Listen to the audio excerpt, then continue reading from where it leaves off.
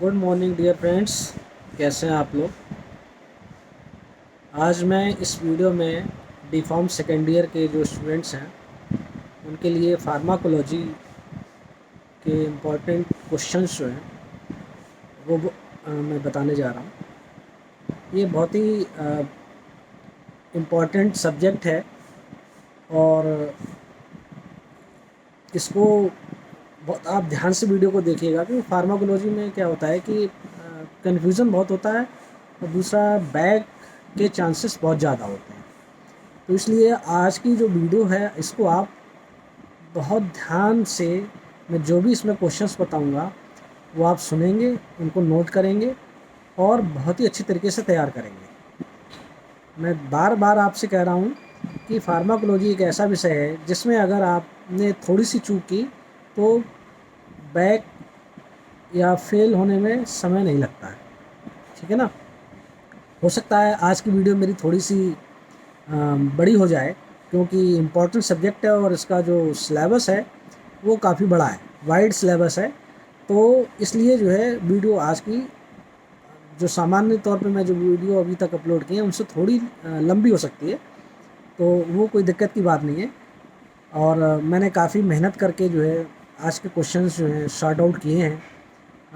नट shell में आपको ये मैं बता रहा हूँ। ठीक है, तो आप नोट डाउन करें और एक कॉपी पेन ले लें और या जो भी आपके पास सिलेबस है अपना, उस सिलेबस पे टिक कर लें कि मैं कौन कौन से क्वेश्चंस बताने जा रहा हूँ।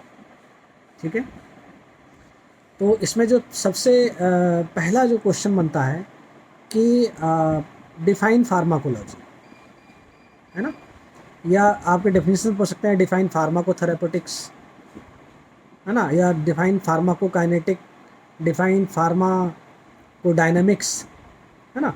तो इसमें से किसी की भी डेफिनेशन आ सकती है।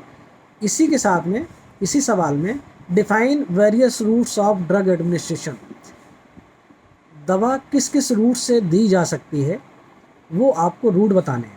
एक टेबल आपकी बुक में बनी हुई है, वो पूरा चार्ट के माध्यम से आप इसको अच्छी तरीके से डिस्क्राइब कर सकते हो।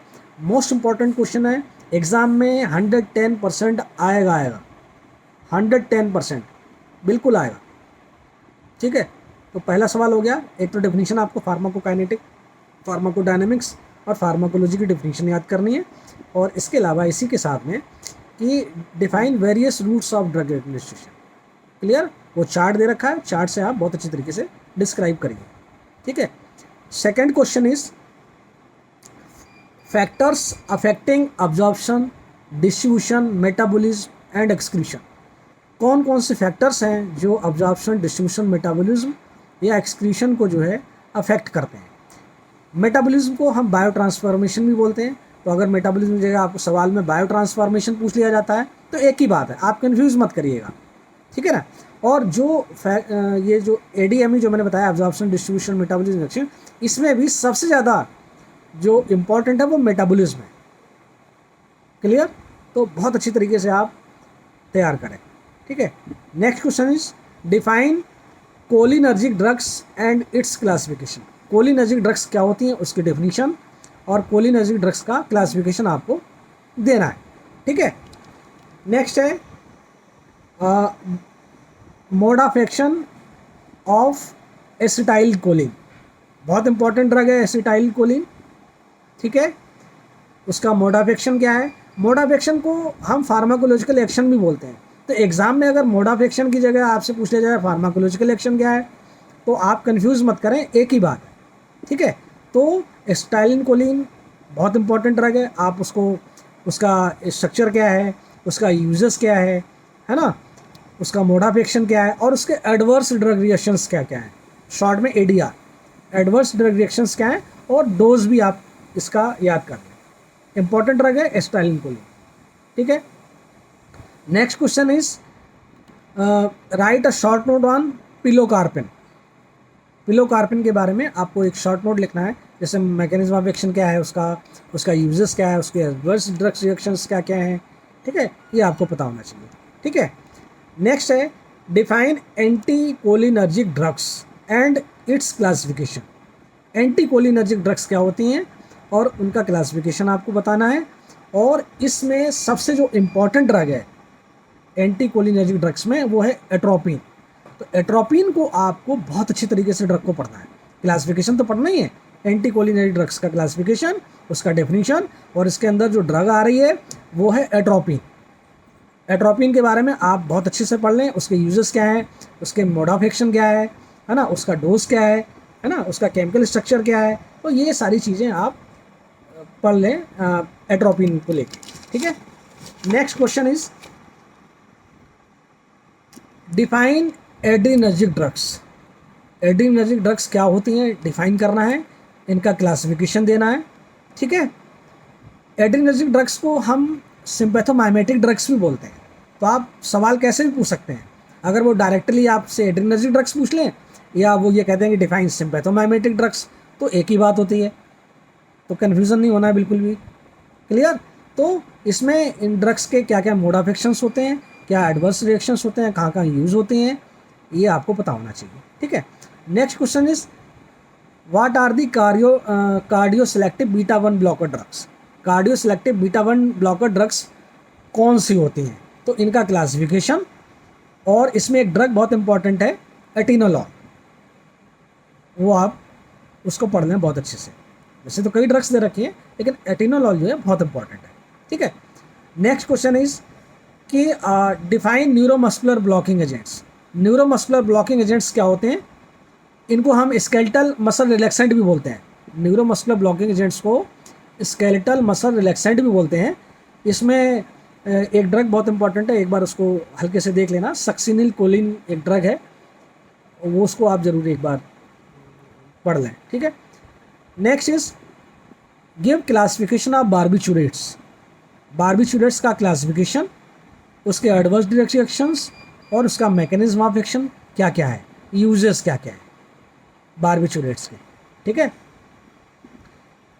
और इसमें एक और इम्पॉर्टेंट सवाल है कि write a short note on myasthenia gravis. ये बीमारी है, आपको बहुत अच्छी तरीके से इसके बारे में पढ़ना है। माइस्थीनिया ग्रेविस लास्ट टाइम भी एग्जाम में आई थी, इस बार भी आने की संभावना है पूरी। माइस्थीनिया ग्रेविस के बारे में आप पूरा पढ़ लें, ठीक है। Next is what are the local anaesthetic agents, give its classification, pharmacological action, ठीक है, इसका क्लासिफिकेशन, फार्माकोलॉजिकल एक्शन क्या क्या है लोकल एनेस्थेटिक एजेंट्स के। और इसमें एक ड्रग आप पढ़ लो, बहुत इंपॉर्टेंट है, लिग्नोकेन, ठीक है। लिग्नोकेन को आप पढ़ के जाना लोकल एनेस्थेटिक, ठीक है। Next question is what are the NSAIDs।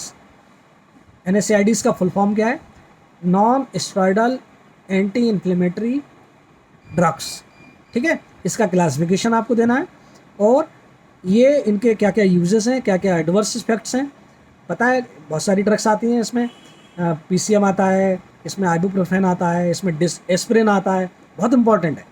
तो इसमें आप आइबुप्रोफेन एस्पिरिन को अच्छे से पढ़ लेना, ठीक है। और एक अगर कोई ड्रग आपने पढ़ ली इसमें से, तो बाकी कोई भी ड्रग आ जाए, उसका चाहे मोड ऑफ एक्शन हो, चाहे उसके यूजेस हो, चाहे एडवर्स रिएक्शंस हो, वो सब एक ही लिख देना, ठीक है ना। एस्पिरिन बहुत इंपॉर्टेंट है, आइबुप्रोफेन भी बहुत इंपॉर्टेंट है। तो कोई एक ड्रग अच्छे से तैयार कर लो, बाकी कोई भी ड्रग आ जाती है इसके अंदर, वो आप सेम सबका है, कोई अलग अलग नहीं है, सेम है, आप बिल्कुल वैसा ही लिख दें जो एस्पिरिन का आपने याद किया है, ठीक है। थोड़ा बहुत डिफरेंस है, बाकी कोई ज़्यादा डिफरेंस नहीं है, आपके नंबर नहीं कटेंगे, ठीक है। ओके, नेक्स्ट क्वेश्चन इज आप जो आई से रिलेटेड जो ड्रग्स आती हैं, कुछ कुछ टर्मिनोलॉजी पूछ ली जाती है, जैसे मियोटिक्स क्या है ना, मिड्रियाट्रिक्स क्या होते हैं, तो ये आपको पता होना चाहिए, ठीक है ना। मिड्रियाट्रिक्स जैसे आपको पता है पुतली का बड़ा हो जाना, मियोटिक में क्या होता है पुतली थोड़ा छोटे संकुचित हो जाती है ना, तो वो आपको पता होना चाहिए। इसके अलावा एक डिजीज़ है आँख की, ग्लाउकोमा, तो right a short note on glaucoma, बहुत इंपॉर्टेंट है। ग्लाउकोमा को आप पढ़ के जरूर जाएं, बहुत इंपॉर्टेंट आ गए, ठीक है। Next question is define general anaesthetics. General anaesthetics क्या होते हैं वो आपको डिफाइन करना है, और उनका क्लासिफिकेशन भी देना है, ठीक है। देखो लोकल एनेस्थेटिक, अभी पीछे हमने क्वेश्चन बताया था आपको, लोकल एनेस्थेटिक क्या होता है, अगर हमें किसी पर्टिकुलर एरिया में किसी को एनेस्थेसिया सेंसेशन को ख़त्म करना है, तब तो हम लोकल एनेस्थेटिक करते हैं।